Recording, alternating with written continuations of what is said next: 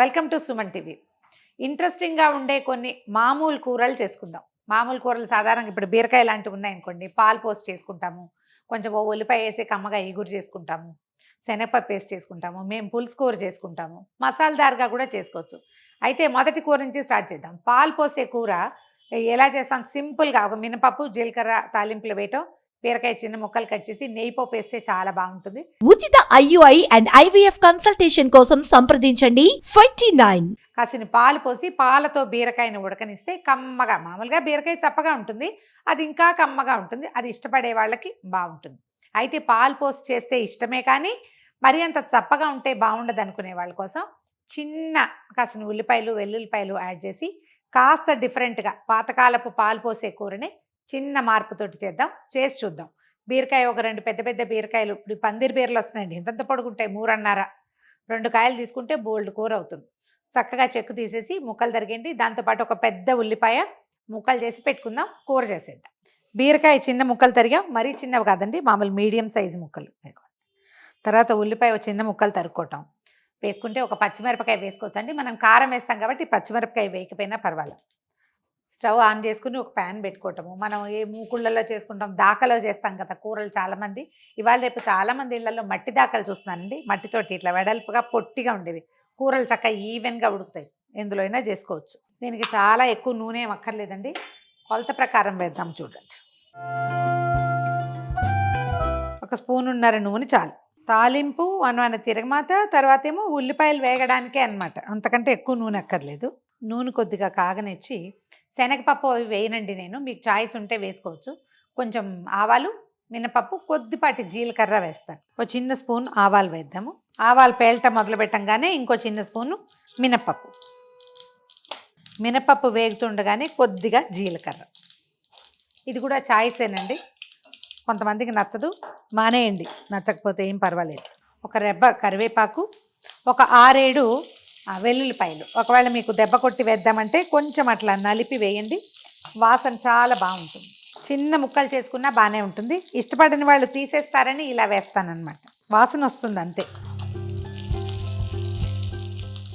దీంట్లో ఒక చిటికెడు పసుపు వేద్దాము.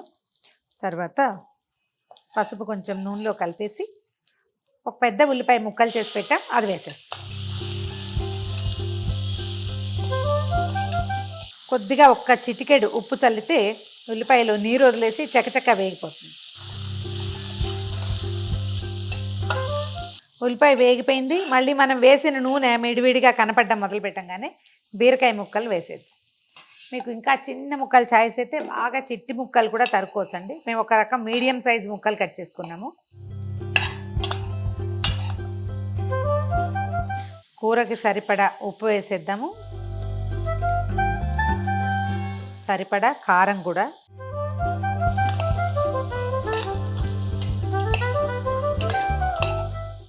ఒక స్పూను ఫ్రెష్ అప్పుడే దంచి పెట్టుకున్న ధనియాల పొడి వేద్దాం. మీరు మామూలుగా ధనియాల పొడి బజార్ నుంచి తేకుండా ఉండటం మంచిదండి. అందులో రకరకాల రంప పొట్లు అవి కలిసిపోతాయి. ధనియాలు ఒక 2 గుప్పెళ్ళు కొంచెం ఎండమొహం చూపించి గ్రైండర్లో వేసేస్తే, మిక్సీలో వేస్తే చక్కగా మెత్తటి పొడి అయిపోతుంది. ఫ్రెష్ పౌడర్ ఎప్పటికప్పుడు నెలకోసారో 2 సార్లు చేసుకుంటే కూరల్లోకి బాగుంటుంది. ఉప్పు వేసాం కదా, ఈ బీరకాయలో తడంతా రిలీజ్ అవుతుంది. ముక్కలకి మొత్తం ఉప్పు కారం పట్టే వరకు మూత పెట్టి ఒక 2-3 నిమిషాల పాటు మగ్గనిద్దాం. కూర ముక్కలు ఉడకపడుతుండగా కాసిన పాలు, చల్లార్చిన పాలు అయితే మంచిదండి, పాలు పోసేద్దాము. మరి కాసిన పాలు కూడా పోయచ్చు, పాలల్లోనే ఉడికేలాగా చేసినా కూడా బాగుంటుంది. మీరు ఎక్కువ పాలు పోసిన కొందికి ఉప్పు కారం తగ్గిపోతాయి, అవి మళ్ళీ యాడ్ చేసుకోవాల్సి వస్తారు. ఒక చిన్న కప్పు పాలు సరిపోతాయి. పాలు పోసేసి మూత పెట్టేద్దాము. దీన్ని తాపీగా సన్నటి మంట మీద ఉడికించటమే. మూత తీసి చూద్దామండి. కొంచెం తడి ఎక్కువగా ఉంది అని అనిపిస్తే కాసేపు హైలో పెట్టి దీన్ని ఎగరనిస్తే సరిపోతుంది. ఇంచుమించుగా మనం పోసిన పాలన్నీ ఎగిరిపోయినాయి. మనం వేసిన నూనె కూడా ఈ బుడగల్లో కనిపిస్తుంది. ఈ మాత్రం తడిగా ఉంచుకోవచ్చు. ఒకవేళ ఇంకా కొంచెం కావాలంటే 2 నిమిషాలు మూత తీసి అటు పెడితే సరిపోతుంది. స్టవ్ ఆపేద్దాము.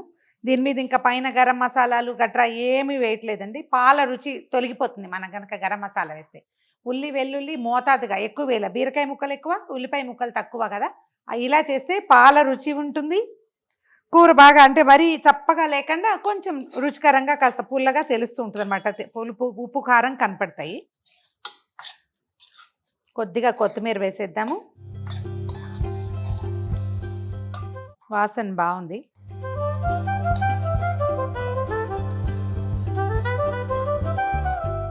ఘుమఘుమలాడుతున్న పాలు పోసిన బీరకాయ కూర ట్రై చేసి చూడండి. ఈ వీడియో కనుక మీకు నచ్చినట్లయితే లైక్ చేయండి, షేర్ చేయండి. మరిన్ని ఇంట్రెస్టింగ్ వీడియోల కోసం సుమన్ టీవీకి సబ్స్క్రైబ్ చేసుకోండి.